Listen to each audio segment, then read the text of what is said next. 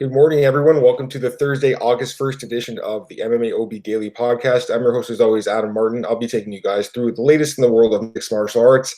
Guys, follow me on Twitter at MMAdamMartin. This podcast is available at MMAOddsbreaker.com and on our YouTube channel. Please like, share, and subscribe. Tell your friends about it. Also, check me out at bjpen.com and MMARays.net.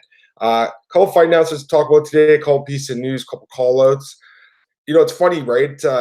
Apparently Google Hangouts is supposed to go away today, so I wasn't sure if I was gonna be able to use it for this podcast. It is working right now, so hopefully halfway through the podcast it doesn't just like terminate. But so far so good. I think starting tomorrow, I guess I'll have to start using the YouTube webcam thing. So we'll see how that goes.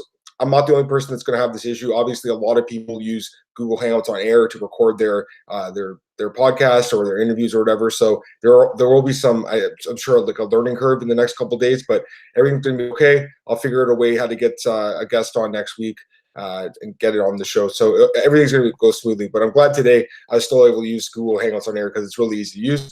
Anyways, let's get right into the show, guys. So a couple pieces of news, like I said. First and foremost, let's talk about Cris Cyborg. Cris Cyborg's in the news again. She's been in the news all week. She obviously is a free agent now following her unanimous decision victory over Felicia Spencer at UFC 240. She has a pretty good YouTube channel, and one of the videos she posted was a video of her backstage after the win over Spencer at the post-fight press conference. As soon as it ended, she confronted Dana White and said, basically, well, first off, she asked him, did I get a bonus? And he said no. And I'm okay with that. I mean, I don't think she really deserved a bonus. Not that she didn't. Like, she could have got one, I guess, but not really when there was finishes on the card. If there was no finishes, maybe you could have given one to her, but there was a couple of fighters that got finishes. So the bonus thing was kind of silly, but then she immediately segued into, why are you lying about me, Dana? She goes, why are you lying about me? It's crazy, right? Watch the video, guys. It's nuts. BJPen.com has the video, but she goes, why are you lying? And Dana White says, I didn't lie. And he said, basically, your management is the one that's turned on the fight. So I don't know if there's some miscommunication here or Dana White's lying again. We don't really know. All we know is that she's a free agent. She wants to test the market. She told Ariel Helwani this week on his show that she is going to wait the 3 months, the 90-day exclusive period, wait it out, test the market, and see what kind of offer she gets in free agency. I personally still feel like she's going to go to Bellator. I think she'll be more respected there. I think she'll be paid probably better there, if not just the same. And she'll probably fight, for the most part, inferior competition. Obviously, Julia Budd is a tough fight for anyone, but I think besides Budd, there's really not that much. So she could stay in the UFC. I'm not saying she's talking Nunez either. Like, there's no way, because I think she does want that fight. I also think she wants to be respected, and I just don't see Dana White giving that respect that she deserves, and I don't see him issuing a public apology. He's just a stubborn guy. I don't see him doing that. So we'll see what happens there. But yeah, it's pretty funny that she actually confronted him and said, basically, you're a liar. You're lying about me saying I don't want to fight Nunez, and then I'm ducking her. I'm scared of her, because she's never said that. And pretty much everything she says in interviews is, I want to fight her. It's just kind of funny that Dana White keeps saying, oh, no, she doesn't want to fight her. So we'll see what happens there. We still have to wait 3 months, but I think we'll have news at the end of that 3-month exclusive period. And, they say that she's not supposed to talk to other promotions at that time. It's got to be like the NBA, right, where they're still talking, and the agents are still talking to these other teams and promotions. In that case, teams, but in this case, other organizations. I'm sure that her management is talking to like Bellator or One or whoever, Ryzen. Right now, they just don't tell the UFC about it. But we'll see what happens as far as the free agency goes. Like I said, if I'm a betting man, and I think she does go to Bellator, but we'll see what happens in a couple months. Couple pieces of news here. Stephen Thompson did an interview the other day, and he said that he wants to fight Rafael dos Anjos at UFC 244. That's in New York.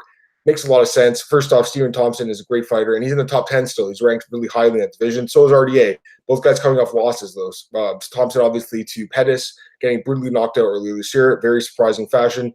And RDA just losing to Leon Edwards. So both guys coming off of a loss. Both guys kind of in the, I would say, not in the twilight of their career necessarily, but both guys kind of entering that gatekeeper status right now. So they need a win to stay as a contender in that division. The matchmaking makes a lot of sense here. I think it's a good fight. We'll see if the UFC books it, but I like that Thompson's calling a shot. You don't really see him say too much in the media as far as, calling guys out. So I think RDA, that would be a really good fight against Stephen Thompson in Madison Square Garden, which, again, Corey Anderson will be fighting Johnny Walker on that card. And if Blachowicz gets his way, he wants to fight Jon Jones on that card as well. He wants to be in the main event against Jon Jones. So we'll see what happens there. I mean, Jon Jones obviously makes a lot of sense to fight New York. He's from New York, of course. He really hasn't fought there that much, so that fight makes sense because there aren't that many contenders right now. I do think the UFC is going to wait and see what happens with Daniel Cormier and Stipe Miocic at UFC 241. It seems like Dana White really wants to see who wins that fight. If it's DC, I think they might make that Jones trilogy fight. Not sure if it'd be at 205 or heavyweight. I prefer heavyweight, of course, but we'll see what happens there. But yeah, I mean, at least Blachowicz is calling a shot, right? Again, he's get his name out there now, and he's like, hey, I want to fight for the title. So coming off the win over Luke Rockhold, his stock's never been higher, arguably. So I think it does make sense he's calling him out. I don't know if he gets the fight, though, but we'll see what happens. As far as fights that actually are booked, there's a couple of fight announcements I have to talk about today. UFC Mexico City gets another matchup here. It is Claudio Puelles against Marcos Mariano. Let's check this one out. Puelles, he is 8-2 overall.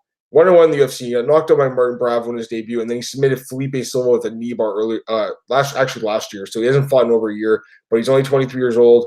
Guy's definitely a good prospect. It's crazy, right? He's 23, but he's been fighting since 2013. So he's been fighting since he was technically 17 years old, which is like a teenager. Actually, he has amateur fights in 2012. So pretty much since he was 16, this guy's been fighting. I mean, this guy has grown up fighting. So that knee bar finish was definitely nasty. I remember I picked him as a big underdog in that fight. It was a great finish, taking on Marcos Mariano, who, if you remember correctly, let me pull him out here. He fought Lando Venata at the UFC 234 card earlier this year. Very short notice. I think it was on the main card. Was it the co-main event? I can't remember. I think it was co-main event. Yeah, it was. That had no business being co-main event. He got submitted by Venata in the first round. Basically, he only got the fight because Anderson Silva was his friend. Anderson said, I want this guy in the card. He looks like Anderson Silva. He's doesn't have a great record, 6-5. It's crazy this guy's in the UFC, to be honest with you. He looked terrible in that fight. But again, when you have friends in high places, you get opportunities like this. It's funny, actually. I'm looking at his record right now. He's fought some guy named Daniel Hudson, like the former Blue Jays pitcher. That's kind of fun. But anyways, yeah, I think that you have to favor Puelles, 9 years younger, and to me, more potential, more upside. So we'll see what happens there. A couple fights in Bellator. So I don't talk about Bellator too much in this podcast because I don't know. UFC is usually the focus, but they have announced some good fights. Vitaly Minakov is coming back, and he's fighting Javy Ayala, and that fight should be pretty good. That's at Bellator 225. That's later this month, actually, August 25th, I believe. So Minakov, 21-1 record. He finally lost his first fight against Chiat Congo after a long layoff, came back, lost a decision against Congo. And what was a big upset because he had fought Congo earlier in 2014 and destroyed him, basically. Didn't destroy him, but he beat him in a 5-round decision. It wasn't even a close fight. So I think that was a little surprising that he lost that. He looked pretty good in Russia since he's left Bellator, beating guys like Bigfoot and Josh Copeland, Geronimo DeSantos, guys like that, DJ Linderman, Tony Johnson, like gatekeeper types, journeyman types, but goes in there and loses to Congo, who's looked really good lately. So not a terrible loss. I don't think Congo has looked great. So yes, I thought that Minakov would win, but I don't think it says that he's completely done as a fighter. Then you got Ayala here, 11-7 record. He's been very inconsistent in Bellator. We all know that. He's lost to a couple of guys he should be, like Carl Suman Tafa and Alex Huddleston. But then he's beat guys like Surin Karatanov and Frank Mir, who's coming off a win over a big knockout win. That was a big win for him. Before that, had lost to Congo and Nelson as well. So two guys that they do have a common opponent here in Chiat Congo. I definitely favor Minakov in this fight. I mean, Ayala has looked good at times. He does have knockout power for sure. He's got some punching power, but Minakov's never been knocked out, of course, and he's just very durable and he's got good wrestling. So I think that last performance was a bad night for him. I think he's going to come back and probably win this fight. And I mean, it's possible the winner could jump back into title contention. Also at Bellator 225, Austin Vandeford, that's the husband of Paige Van Sant. He's coming back against Doug Usher. Austin Vandeford, pulling him out here. You know, he's another guy that the UFC passed on after Contender Series. So he's 7-0. He's 29 years old. Call him the gentleman. He's got some decent wins in his career, like Ben Four, Angelo Trevino. That was the guy he beat in the Contender Series last year. He submitted him. And it's crazy, right? If he was on this season, I think he would have been signed. For some reason, Dana White passed on him. I'm not 100% sure why. But since then, he's picked up 2 straight wins, including a submission win over Cody Jones in Bellator. So that was a good win for him, getting his feet wet in Bellator. And now Doug Usher, his opponent. Doug Usher, let's check him out. 10-3 record. They call him Yamato. He's 36, so he's a lot older. He's coming off of six straight wins. He's fought who's he? I mean, okay, so we fought Jamie Pickett. That guy was on the Contender Series. He actually got knocked out by him in 2015. Since then, he's won 6 straight fights. But the guys he's fighting definitely are not, let's say, they're not great fighters. So he has been knocking them out, to be fair. He has been finishing them. But again, this looks like a fight that Bellator wants Vandeford to win. Probably grinds it out, wins a decision. That's kind of how I see it. Or maybe he wins it by submission, but that's how I see it play out. I'm just going to check out that card as well. That Bellator 225 card, that's on August 24th. There are some decent fights in that card. Mitrione versus Karatanov 2 is the main event. And also we have Tim Johnson versus Valentin Moldavsky. Nick Newell against Cody Browning. I haven't talked about that fight yet. That's another one I should talk about, actually. I did miss talking about that the other day. Nick Newell signed to Bellator. Just a one-fight deal. 15-2 record for Nick Newell, the one-limbed fighter. One-arm fighter, I should say. Guy's an amazing story, no doubt about it. I mean, what he's done in MMA is incredible with basically a stub on his left arm. So he's incredible, man. I mean, he's a great story. They gave him a shot in Contender Series. It didn't work out too well. He lost to Alex Munoz.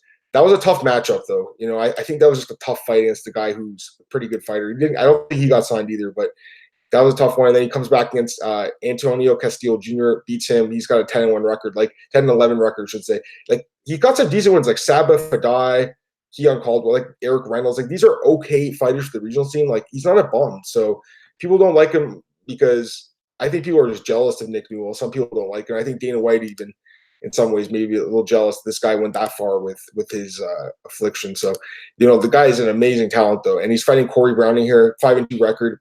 Corey Browning's been just unreal in Bellator, man. Back-to-back wins over Aaron Chalmers and Kevin Ferguson Jr.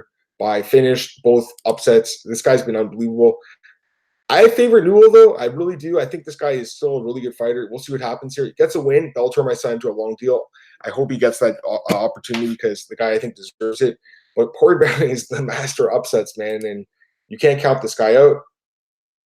Also on that card, we got Tyrell Fortune against Rudy Shafroth. That should be an okay fight. It's a heavyweight bout. What else? Alexandra Lara against Taylor Turner. And Sabah Homasi, the former UFC fighter, takes on Mika Terrell in welterweight bout. Sabah Homasi, he lost all his fights. He lost 3 fights in the UFC by finish, including 2 to Abdul Razak Al-San, but came back over with a win over Muhammad Abdullah in his last fight. That guy's got some power as well. So yeah, that should be a good fight. Overall, the card's decent. It is on a Saturday night, so that's the thing. Like, every Saturday this month has either UFC or Bellator. So again, I talked about this the other day. If you want to make plans, try to schedule around some of these cards because there's going to be a lot of MMA. We all love MMA. We all need a break once in a while too. So if you want to break, maybe this would be the weekend to do it and just tape the card or something. But it should be a decent card. I mean, there are some decent fights on this card. Some heavyweight, a lot of heavyweight bouts actually. There's 4 heavyweight fights, so they want some knockouts here for sure.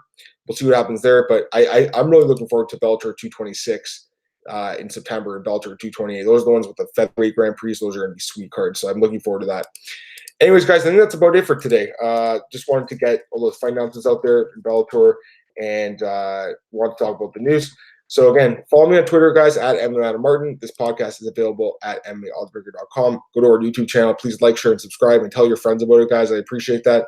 Also check me out at bjpen.com and MMARanks.net, where I just posted an article about Colby Covington and why a win over Jorge Masvidal would not guarantee him a title shot, but make it much more likely that he will be fighting Kamaru Usman for the belt later this year. Guys, thanks again for tuning in. Have an amazing day, and I'll talk to you guys tomorrow morning for the Friday edition of the show.